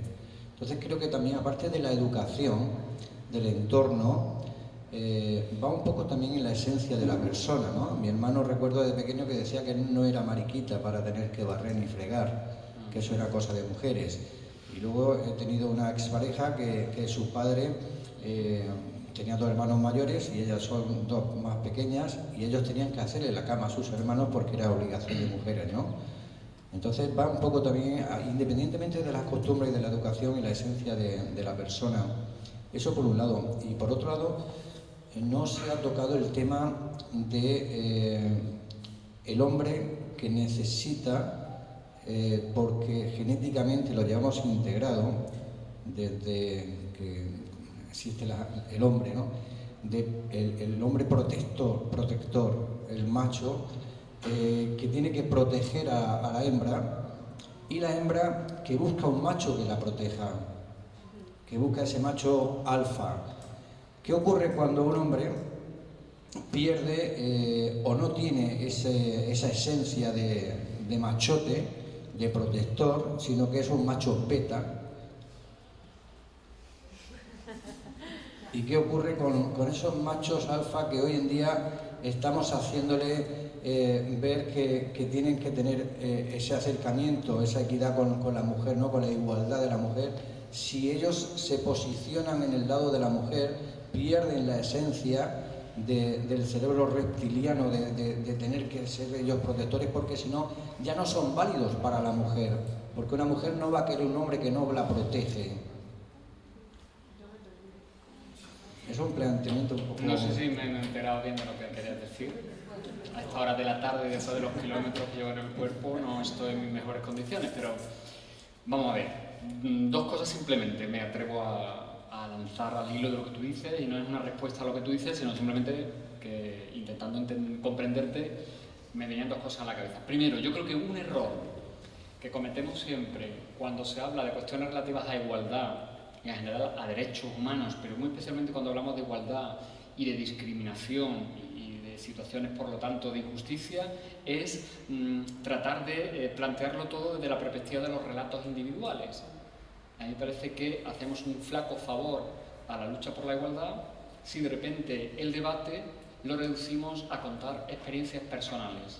Porque de la misma manera que tú has contado eso, que efectivamente pues, no dudo que haya ocurrido, pues también yo me encuentro a veces con mujeres que me dicen, bueno, pues es que pues a mí nunca me han discriminado, yo nunca me he sentido discriminada, yo esto que decís de la desigualdad, pues yo he estudiado, en mi casa me han tratado igual que mis hermanos, pero es que el problema no es ese.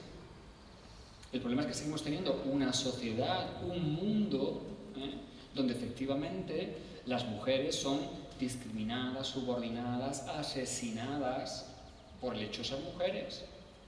Y ese es el contexto global en el que estamos.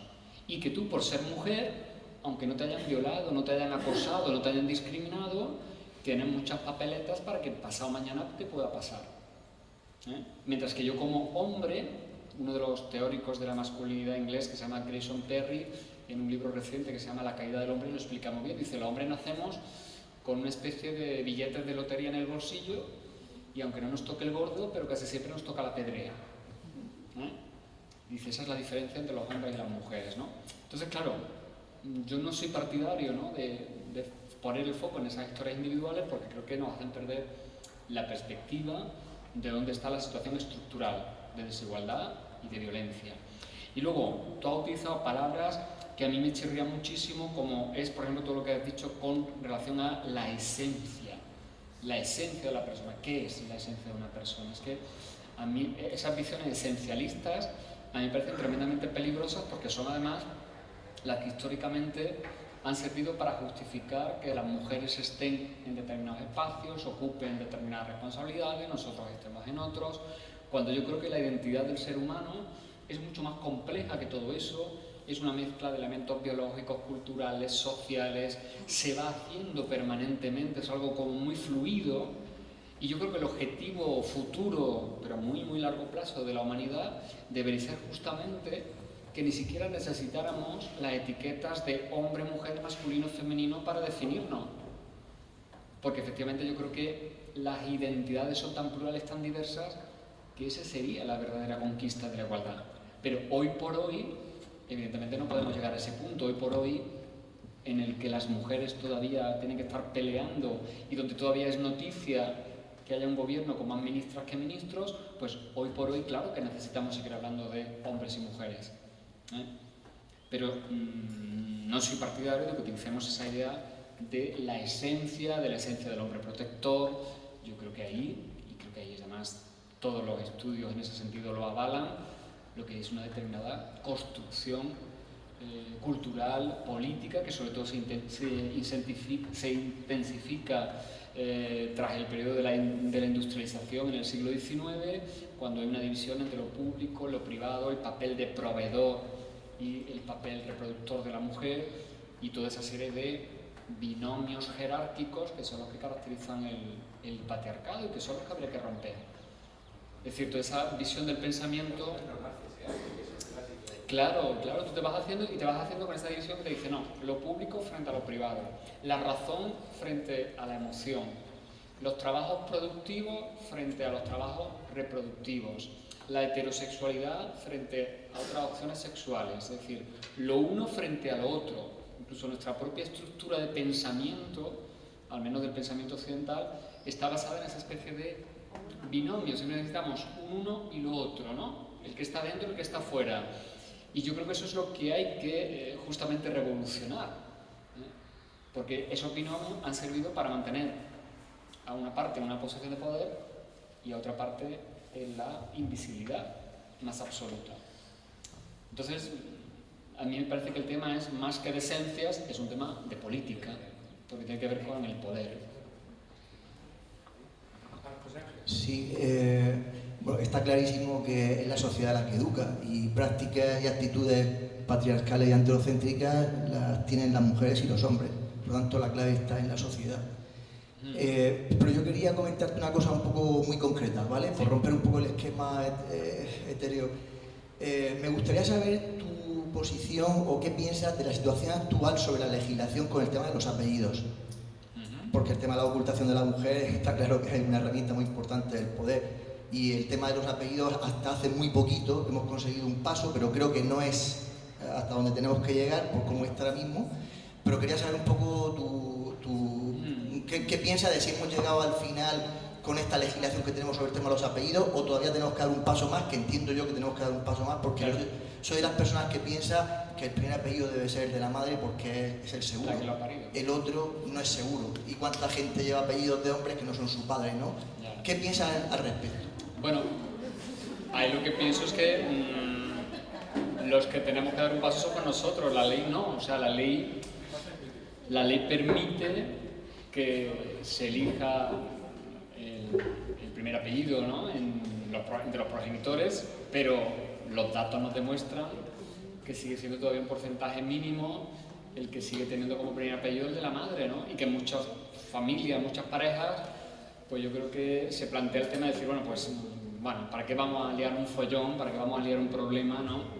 Porque entonces tu familia va a decir no sé qué. Entonces yo creo que hay incluso muchas mujeres que optan por no montar el número porque sabe que eso va a generar un problema. Entonces si esto genera un problema es porque todavía no tenemos claro, pero por nuestra parte, claro. Yo vamos a ver, muy rápido. En 1999 yo pedí a la Unión Europea que a partir del primer nacimiento de la primera persona de la Unión Europea, el primer apellido fuera el de la madre, ¿vale? O sea, porque tenía que ser así. El año pasado ha sido cuando ha empezado a cambiar la ley en España, date cuenta, el año 1999 aquí, ¿vale? Pero yo lo decía por lo siguiente, sabes que cuando no hay acuerdo entre el padre y la madre, es la persona que está en el registro, sí. Quien va a decir, sí, no, eso me parece una barbaridad. Eso me parece una barbaridad. Entonces, yo no sé si desde el mundo legislativo estáis tratando de que eso se cambie, porque es otra barbaridad más del patriarcado que tenemos que quitarnos de encima. Sí, de acuerdo con eso, efectivamente. No, yo creo que ahí, pues quizás la solución sería lo que tú dices, ¿no? Que en caso de desacuerdo, el primero de la madre, la que lo ha parido, vamos. Es que además que es un criterio objetivo e indiscutible, ¿no? No entramos en disquisiciones de, ¿no? Bueno, pues la que lo ha parido, la que lo ha llevado allí 9 meses y la que además ha sufrido los riesgos de un embarazo, las consecuencias físicas, hormonales, emocionales de un embarazo, todo el coste que también supone un embarazo. Bueno, pues sí, eso sí, es verdad, eso me parece que es una barbaridad. Yo cuando fui a registrar a mi hija y quería ponerle el nombre de Soraya, me dijo la señora que había allí en el despacho, en el registro, que no podía ser Soraya, que tenía que ser María Soraya. Sí, claro. Entonces, al final conseguí que fuera... Eso es absurdo, ¿no? Como cuando te exigen que sea un nombre como muy identificativo del sexo masculino y femenino. Bueno, pues que volvemos a lo de antes, como seguimos manejándonos en función de esos esquemas de binomio, bueno, pues imagínate estos nombres extranjeros o de cosas raras que ahora se ponen, ¿cómo identificas si es un nombre de un chico o de una chica, ¿no? O qué importancia tiene, ¿no? Que yo quiera ponerle a mi hija, no sé, Paul, ¿no? En vez de Margarita, pues, porque ahí, eso nos llevaría a otro tema que es el poder, es lo que yo decía un poco antes, ¿no? El poder que tiene el derecho, el poder que tiene el Estado, incluso sobre las vidas de las personas, ¿no? Para algo tan determinante de nuestra identidad como puede ser un nombre, ¿no? Pues fijaros hasta qué punto, y bueno, nos ha entrado aquí en el tema del reconocimiento de transexualidad, es decir, cómo ahí las leyes le dan un poder enorme a la administración y en otros casos a las instancias médicas, ¿no? Y entonces ahí hay todavía mucho camino que recorrer, claro. Yo tengo, no sé si va, creo que no. Me parece que sí. A lo mejor, como tengo voz, a lo mejor tiro de... Ya, ahora sí. Bueno, pues yo me sumo a los agradecimientos de lo habitual ya y lo frecuente que se convierte este espacio para arrojar luz y de manera muy brillante. Y quiero reconocer el trabajo de la concejalía de estar poniendo mucha luz en este ayuntamiento y de gente que piensa, ¿no? Yo voy a ser directa. El tema de la prostitución. Esto es verdad que como mujer hay una parte del feminismo que defiende el derecho libre, ¿no?, a decidir, pero creo que necesitamos también el paso adelante del hombre que... Yo además es que me he cambiado hace poco de casa y paso todos los días por un hotel que tiene las luces azules, con 2 críos de 10 y 6 años. Claro. Y hay una realidad que hay que tocar y hablar con ellos. Entonces quería ver, aparte de como jurista, como padre. Porque a mí la maternidad, hoy he venido con mi marido, ha sido un motor de cambio también, muy potente. Y nada, gracias. Claro, gracias. Bueno, sí, claro. Ese tema aparece de pasada en el libro porque, claro, es un tema complejísimo y en el libro ni había espacio ni era el lugar más idóneo, pero sí que aparece lo que es mi posición sobre este tema. Es decir, yo creo que el foco en el tema de la prostitución había que ponerlo justamente en los sujetos prostituyentes y prostituidores, es decir, en los hombres. Es decir, si la prostitución existe y por lo tanto si existe la trata y la explotación sexual de mujeres, es porque existen millones de hombres en el planeta que tienen absolutamente normalizado y legitimado que pueden obtener placer sexual de una mujer a cambio de dinero y hacer con ella además lo que les dé la gana, sea menor de edad, sea inmigrante, sea víctima de trata, les da igual. Entonces, claro, yo creo que el foco habría que ponerlo ahí. Habría que desactivar justamente la legitimidad que tiene la institución de la prostitución, pero desde la perspectiva de nosotros que somos los consumidores de prostitución, claro. Es decir, que el debate no está para mí en las mujeres prostituidas, ni hacerlas a ellas responsables, ni victimizarlas todavía más, ¿no? El foco hay que ponerlo en unos individuos pues, que ven absolutamente normal que cuando se acaba una reunión de trabajo, pues para celebrarlo, se vayan al local que está en la afuera de la ciudad y que todos conocemos y que todo el mundo lo vea como normal. Y que nadie, como decíamos antes, los grupos de WhatsApp, pues nadie se inquiete ni nadie le diga a un colega suyo, pues tío, tú lo que eres un putero impresentable. Yo creo que hay que corresponde también a los hombres desactivar y deslegitimar la prostitución, claro. ¿Y qué pueden hacer las administraciones para...? Bueno, pues ahí hay... Esa inercia hacia... Claro, pues yo creo que hay que hacer, bueno, desde posiciones legales que se han adoptado en algún país europeo, que son los de sanción y penalización de los clientes y por supuesto de los proxenetas. Y luego pues yo creo que hacer, vuelvo a insistir lo de antes, pues un trabajo educativo y socializador que tiene que ver, por supuesto, con el tema de la sexualidad, cosa que en este país sigue sin hacerse en los colegios, en las instituciones educativas, creo que tampoco en las familias. ¿Y dónde se están educando nuestros hijos y nuestras hijas? Pues por internet. ¿Qué es lo que consumen masivamente por ahí? Pornografía. ¿Qué modelo de sexualidad es la que te ofrece la pornografía? Pues sexualidad dominante masculina y subordinación femenina. ¿Qué es lo que buscan los chicos cuando salen a la calle? Pues mujeres sumisas con las que puedan hacer lo que les dé la gana. ¿Y dónde la encuentran muchos de ellos? La prostitución. Que además es como una especie de mercado donde tienes toda una variedad de razas, de edades, de colores, ¿no? Y entonces, como estamos en esa sociedad además, donde parece que los deseos, ¿no? El placer se ha convertido en un valor absoluto, pues parece que todo bajo esa cobertura, ¿no? De la libertad y de los modernos que somos, pues hemos normalizado eso. Y yo creo que ahí es donde habría que atacarlo. Empezando por una educación en materia de sexualidad que sirviera para contrarrestar todas esas experiencias nocivas de la sexualidad y que tienen a las mujeres como principales víctimas. Las agresiones sexuales, las violaciones, el acoso sexual, es que todo tiene que ver no tiene que ver con el sexo, tiene que ver con el poder, con cómo los tíos necesitamos sentir el poder, como en una relación sexual necesitamos sentir el poder sobre la mujer que tenemos por debajo. Y eso, claro, una prostituta es facilísimo porque con dinero lo consigues. Y encima no necesitas ningún tipo de implicación emocional ni de otro calibre con esa mujer. Claro, y encima es que hasta eres un héroe, ¿no? Porque luego llegas a tu amigo y le cuenta, ayer estuve con una cubana que me hizo no sé qué. Claro. Nos quedan 5 minutos de preguntas, así que aprovechar las últimas. Hay un chico.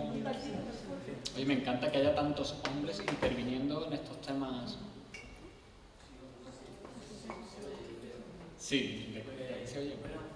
Gracias por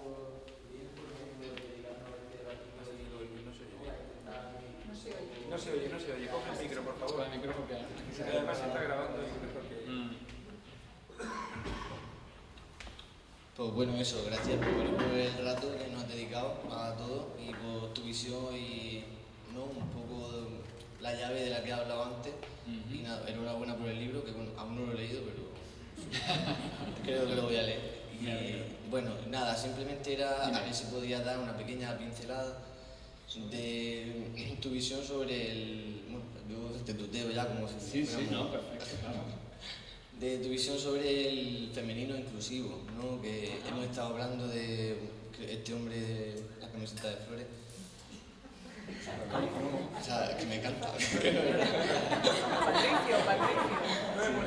El señor de la derecha. Que ha estado hablando o sea, de su visión sobre que el hombre, pues bueno, como... ¿Sobre qué? ¿Cómo? Sí, que el hombre de como hacernos ver que ganamos, ¿no? Con el feminismo. Pero bueno, yo creo que es uno de los temas como más chocantes, ¿no? De la expresión del feminismo, que al hombre no dice, siempre hablamos con el masculino para todo, ¿no? Y con el masculino los términos, ¿no? De lo que nos define los, ¿no? Nos incluimos a todos, a hombres y mujeres, y cuando nos lo cambian, ¿no? Parece que como nos choca y ¿qué está pasando, no? Claro. Entonces creo que es de lo más chocante, bueno, por lo menos en mi experiencia personal. Y nada, pues si podía dar una pequeña pincelada de visión. Sobre el tema del lenguaje, ¿no? En concreto. Sí. Bueno, vamos a ver. El lenguaje, como cualquier otra manifestación de la vida social y cultural, pues refleja unas determinadas relaciones de poder y unas relaciones de género que se dan en una sociedad en un momento determinado. En ese sentido, el lenguaje es un producto, no es algo que el Espíritu Santo, ¿no?, le ha venido a dictar en el oído a los señores de la Real Academia. No, es un producto que surge en una determinada sociedad donde efectivamente lo masculino se identifica con lo universal y donde el sujeto de referencia es el sujeto varón. Y por lo tanto, el lenguaje, las palabras reflejan esa realidad, que es una realidad política y una realidad que, vuelvo a insistir, tiene que ver con quién tiene el poder y con cómo se ejerce el poder. Y no simplemente porque se utilice el masculino para referirnos a todos y a todas, sino también porque el lenguaje está lleno, las palabras están llenas de connotaciones machistas y sexistas que nos colocan a nosotros en una posición, de nuevo, de privilegio y a ellas por los suelos. Y podríamos poner muchísimos ejemplos y creo que no hace falta insistir aquí en, bueno, pues no es lo mismo cuando a una mujer se le dice que es una zorra, ¿no?, que cuando a un hombre se le dice que es un zorro, o cuando se decía a las putas se las calificaba como mujeres públicas, ¿no? Pues evidentemente la connotación de una mujer pública era radicalmente distinta a la que tiene un hombre público, ¿no? Y así sucesivamente hasta llegar, pues, en fin, a lo cojonuda, ¿no?, que está siendo esta charla, esta conversación de esta tarde, ¿no? Espero que no haya sido un coñazo para nadie, ¿no? Bueno, pues si efectivamente utilizamos esa connotación del lenguaje, pues estamos reproduciendo esa cultura androcéntrica. Por eso, claro que hay que hacer también una revolución en el lenguaje. Claro, yo muchas veces llego a clase y a mis alumnas y alumnos le hablo en femenino para provocarles una cierta reacción. Claro, porque siempre hay alguno que salta como un poco molesto incluso y entonces yo le planteo, bueno, ¿y tú no te has colocado a la inversa? Es decir, cuando utilizamos el masculino alumnos, ¿no?, por ejemplo, tú no entiendes que ellas pueden considerarse excluidas. Acuérdate que quitar la verte de aquí. Ya, bueno, en fin, nadie es perfecto, ¿no?, como decía Gregorio. Entonces, claro que el lenguaje es importante y es importantísimo para visibilizar. Claro que es importante nombrar en femenino y nombrar a las mujeres y nombrar las profesiones ocupadas por mujeres. Claro que es importante hablar del Consejo de Ministras, ¿eh? Claro que es importante hablar de las juezas, porque hasta hace poco en la RAE la jueza era la mujer del juez. No era la mujer que ejercía la función jurisdiccional, porque no podían hacerlo. Claro que es muy importante, porque lo que no se nombra no existe y porque lo que no se visibiliza, nuestro hijo y nuestra hija no lo están identificando como tal, y porque creo que es una cuestión también de justicia, ¿no? Y porque de esa manera construimos el pensamiento de una manera mucho más justa y mucho más equilibrada desde el punto de vista del género. Entonces, claro que y a veces yo creo que está bien hasta utilizarlo, hasta forzarlo un poco. Cuando se montó aquella polémica hace unos meses, recordaréis con el término de portavoza, ¿no? Bueno, pues yo creo que más allá de las incorrecciones o lingüísticas o gramaticales, bueno, pues a mí es que me parece que ese tipo de actuaciones pues tienen también un punto necesario para remover. A mí me llamó muchísimo la atención que en las redes sociales muchísimos hombres que normalmente no se indignan por nada que tiene que ver con la desigualdad estaban todos como locos con los portavoces. Digo, madre mía, digo, espero que cuando, no sé, cuando asesinen a una mujer os pongáis todos igual de coléricos, ¿no? Porque habitualmente no están. Entonces yo creo que eso sirve, ¿no?, para que la sociedad de repente despierte y diga, oye, pues aquí tenemos todo un monstruito machista dentro, dormido a veces, y a veces se despierta cuando alguien dice lo de portavoza, ¿no? Entonces, aunque simplemente sea por eso, yo creo que merece la pena. Nos quedan 3 palabras, ya no vamos a dar más. 1, 2 y 3. Vamos a ser breves, si no, los conserjes nos van a echar, ¿eh? Vale. Si queréis hacer las 3 intervenciones y así reagrupamos, ¿no? Esto es muy sencillo. Yo tengo... Espera un momentito.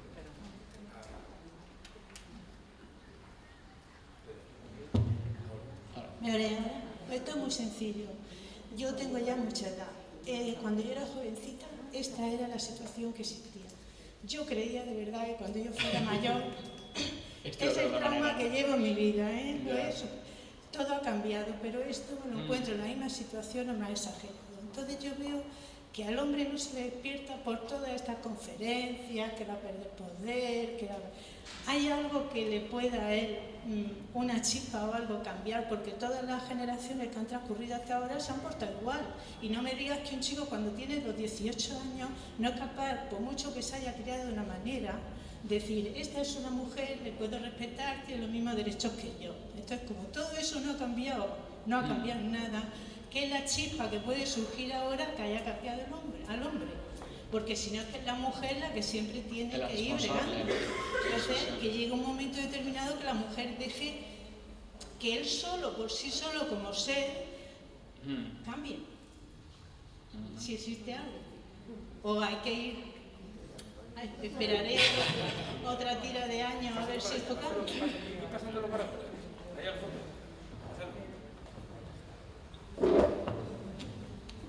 Muy buenas tardes y enhorabuena, muchísimas gracias. Yo realmente es que no quería hacer ninguna pregunta, pero sí quería hacer una observación porque ya llevo muchísimas veces leído lo mismo y no quiero dejarlo pasar, y es que muchas veces mezclamos una explicación biologicista, que es lo que acaba de salir aquí en la propuesta, y lo pasamos como una explicación psicológica, emocional. Entonces, lo único que eso conlleva es una falta de responsabilidad.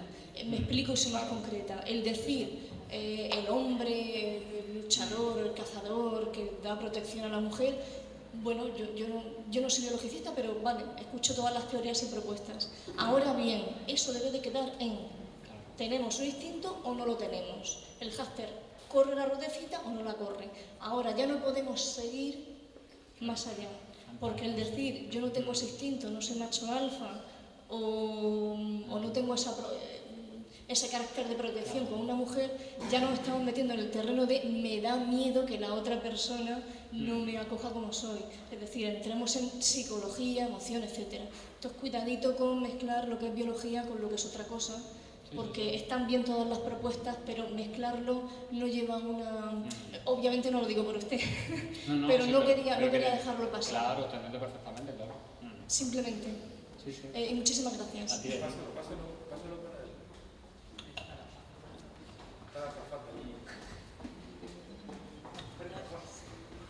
Lo mío es sencillo, solo quería saber qué opina del término feminazi. Bueno, pues también muy sencillo lo que te voy a decir. Bueno, pues esa es la expresión de una reacción que Miguel Lorente llamaría neomachista y que forma parte, pues, de esa actitud defensiva que sobre todo muchos hombres y también algunas mujeres, no nos vamos a engañar, pues plantean frente a los progresivos avances de vuestros derechos, de vuestras reivindicaciones y al protagonismo público del feminismo, ¿no? Entonces es un término absolutamente despectivo y humillante que lo que esconde detrás, pues, esa posición como ya de casi última defensa de quien ve que esto ya no tiene vuelta atrás, y entonces se escuda en decir, bueno, vosotros sois, pues, bueno, pero es que eso se ha dicho siempre. Es decir, cuando las mujeres reclamaban el voto aquí en el 31, pues también decía que en las Cortes Constituyentes se dijo que cómo se le iba a dar el voto a unas histéricas, ¿no? Que las mujeres eran pura histeria y cómo iba a dársele el voto, ¿no? Es decir, que esa ha sido una constante a lo largo de la humanidad el resaltar con una especie de naturaleza negativa de lo femenino para negarle derechos a las mujeres, ¿no? Y ahora lo de feminazi, de manera mucho más burda, pues yo creo que enlaza con toda esa genealogía tan machista que las mujeres habéis tenido que soportar, ¿no? Incluido Pérez Reverte, que sea de por aquí.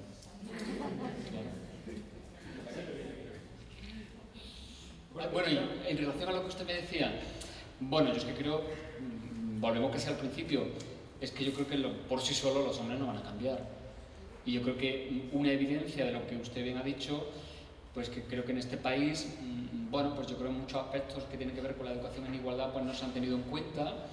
Y yo creo que para terminar, además algo que antes no ha salido y que a mí siempre me gusta dejar muy claro, yo creo que justamente el papel que deberíamos tener los hombres que estamos en proceso de ser feministas o implicados en estos temas es justamente dirigirnos a los hombres y trabajar con los hombres. A mí me han preguntado muchas veces, bueno, ¿cuál debe ser el papel de los hombres en el feminismo?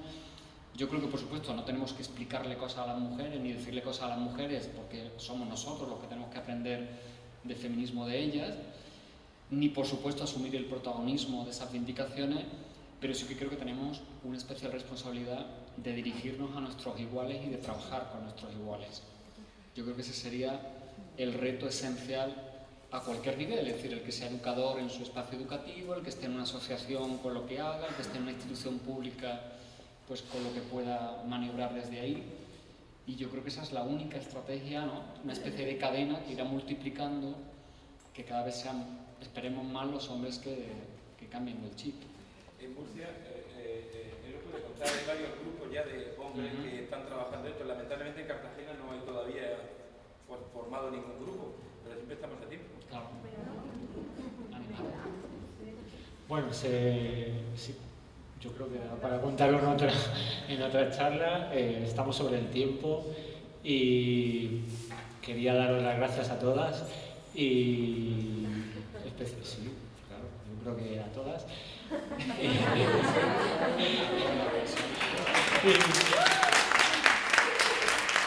Agradecer también a la invitación de María José, el empuje de Patricio y todas las personas que hacen posible que este espacio sea un espacio de pensamiento, de creación de mundo, porque la palabra, cuando decía el chico de allá atrás, decía, ¿qué pasa con las palabras? Las palabras crean mundo y el mundo de lo posible empieza con la imaginación, ¿no? Entonces me parece que aquí se está empezando a imaginar otro mundo, ¿no?